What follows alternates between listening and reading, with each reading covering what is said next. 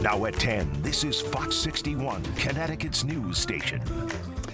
Thanks for joining us for the Fox 61 News at 10. I'm Brent Harden. And I'm Sarah Sanchez. All right, a few of you got soaked out there today. Not everybody, though. Yeah, things are calming down, though, right at this hour. Chief Meteorologist Rachel Frank is joining us now. So are there any showers out there lingering, Rachel? Yeah, just a couple of light showers that are out there currently. We aren't talking about too much. Storms were really hit or miss today, but where they hit, boy, did they hit hard. Rainfall estimates around Naugatuck are up around 4 or 5 inches, 1 to as much as 3 inches around parts of the Hartford area.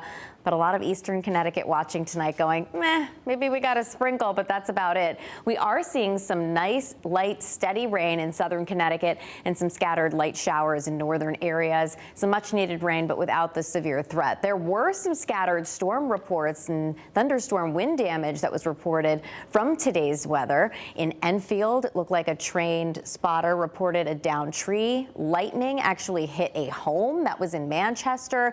And there was also a report of flooding in Middlebury right on 84. So some interesting stuff out there today. We still have some lingering showers out there, and there is a chance for a pop-up shower or rumble of thunder tomorrow, but I don't think those showers and storms will be widespread. So kind of like today, they are hit or miss. Low temperatures tonight will be down around 70 degrees. Heading into the day tomorrow, it is another warm and humid day. Highs will be in the mid to upper 80s. And again, there could be a pop-up shower or rumble of thunder in some towns. We're going to talk about the weekend, which I think summer lovers will like. And if you're ready for the warmth and humidity to end, we've got that in the forecast eventually. That's all coming up in just a bit. Thank you, Rachel. 65-year-old man has died after police say he fell off his e-bike and down an embankment. This happened near Mill Street and Fawzon Road in East Haven. Police say just before 3:30 this afternoon, they got a call about a man who fell off his bike. Surveillance video showed the man had stopped to pick up a piece of lumber in the road and carry it. At some point, he lost his balance. Someone who was nearby at the time performed CPR until medics arrived. Sadly, the man died at the hospital. Police say no other cars were involved. And a Fox 61 follow-up now. Last night we showed you video of the 100 headstones, gravestones that were vandalized at St. Patrick's Cemetery in Meriden. Well, tonight Fox 61's Kay Pattyfoot spoke with people in the area about how they're feeling since it was first reported. This is what the St. Patrick's Cemetery looks like more than 48 hours after police say someone knocked over and damaged the headstones here. People I spoke with say it's disrespectful that someone could do this. It's really disturbing how somebody can do that. Sandra Shapiro and her family walk at the St. Patrick's Cemetery daily. On Wednesday, they couldn't help but notice the headstones displaced. Our family walks around for a little walk, and this was very sad to see.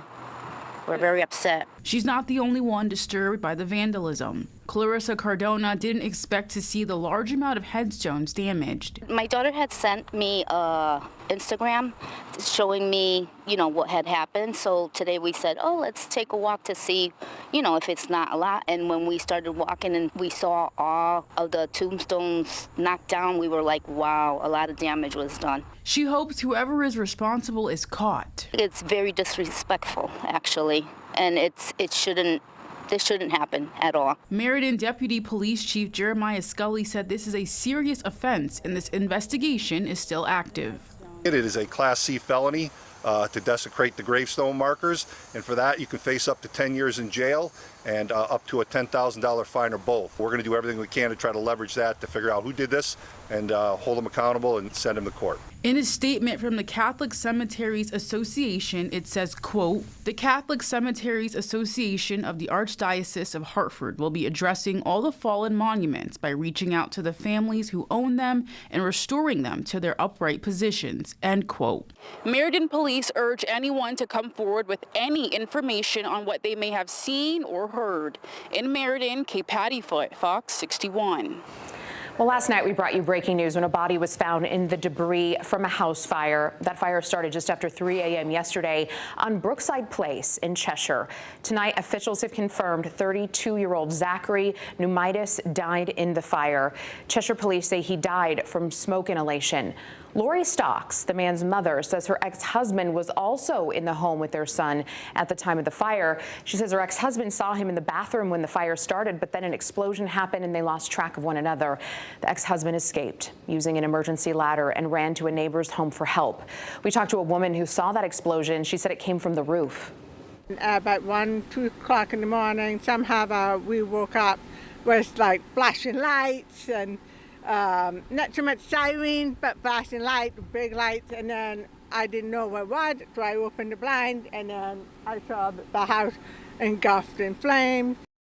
The fire was so intense, part of the home collapsed, so crews had to use heavy equipment from Cheshure Public Works to comb through the debris.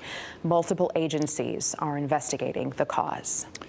A detained New Haven High School student is back in New England now. He returned to Massachusetts last night. His name is Esdras. He's a junior at Wilbur Cross High School, and he was detained last month at his job. The community has been rallying for his return. We last heard he was in Louisiana earlier this month, about to be deported. Then immigration officials put his removal on pause. Right now, Esdras is being detained at the Plymouth County Correctional Facility. We have an update on the Route 113 repair project in Stratford. CTDOT says things should be wrapped up in the middle of October. The road was closed because of a sinkhole and was closed in June. Officials say a drain pipe underneath the road leaked and caused that sinkhole. Crews say they're working at a much faster pace than usual. We're told the work will be done in about 8 to 10 weeks, whereas it would have taken 9 months. Contractor's been hard at work, working 20 hours a day. Every day of the week. Right now they are working on, getting the cofferdam so that we can set up some dry area, and they'll install the bypass pipe. Once they have the bypass pipe, basically all the water will start going through those bypass pipes, and then we'll be able to work on the permanent installation. Project leaders also addressed the environmental concerns. The road is in a regulated area with wetlands, so they're working with public safety to make sure everyone will stay safe. Officials say this isn't a Band-Aid fix, and once it's done, it's done. A new life could soon be coming to 2 long vacant properties in West Hartford. State leaders say new funding will help turn environmental eyesores into opportunities for growth. Lieutenant Governor Susan Bisowitz joined Mayor Sherry Cantor to highlight more than $800,000 in brownfield remediation grants for the town. $200,000 will clean up the former A.C. Peterson ice cream production facility, and $688,000 to demolish and remediate a site at 579 New Park Avenue. Contamination will be removed from the site so new developments can go up. This property is obviously underutilized or unutilized, and people will be living here. These will be new homes for people that can get on fast track and get to a train, and we hope to have a train station in the not too distant future, and be able to live maybe without a car, which really makes something a little bit more affordable. The Brownfield Remediation and Development Program has invested millions in cleaning up abandoned or polluted properties, transforming them into safe and usable spaces.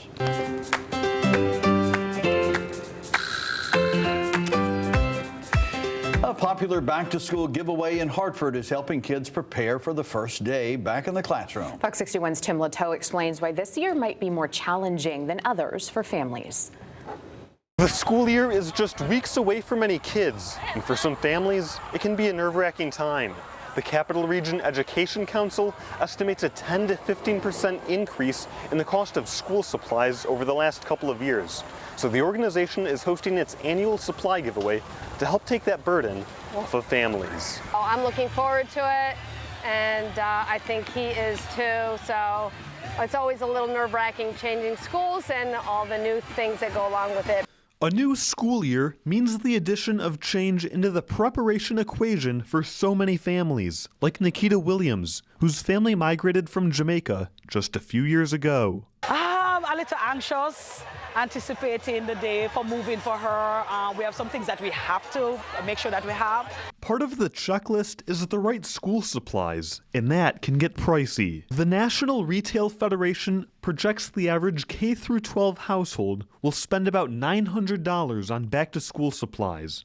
That's what brings the Williams family to the Back-to-School Block Party's backpack giveaway, hosted by the Capital Region Education Council. That is why we're here today. We have a very big family. We just started for most of us who have migrated, so the help would be necessary, and the cost of things is so high these days. Consulting company Coresight Research estimates that back-to-school spending will reach more than $33 billion in the U.S. from June through August, more than a 3% increase from the same 3-month period a year ago. Here in Connecticut, estimates soar even higher, according to Capital Region Education Council, which gave away 1,200 backpacks stuffed with supplies Wednesday. Oh my God, yes. I can't tell you how much the school supplies cost us this year. It was at least a 10-15% increase, and the backpacks as well. And for families transitioning between schools, having a set of supplies is one less calculation to worry about right before the big day. Costs have been going up, and with the fluctuation of what is needed at the schools, it's definitely helpful to get a goodie bag like this and not have to run out and get school supplies at the last minute.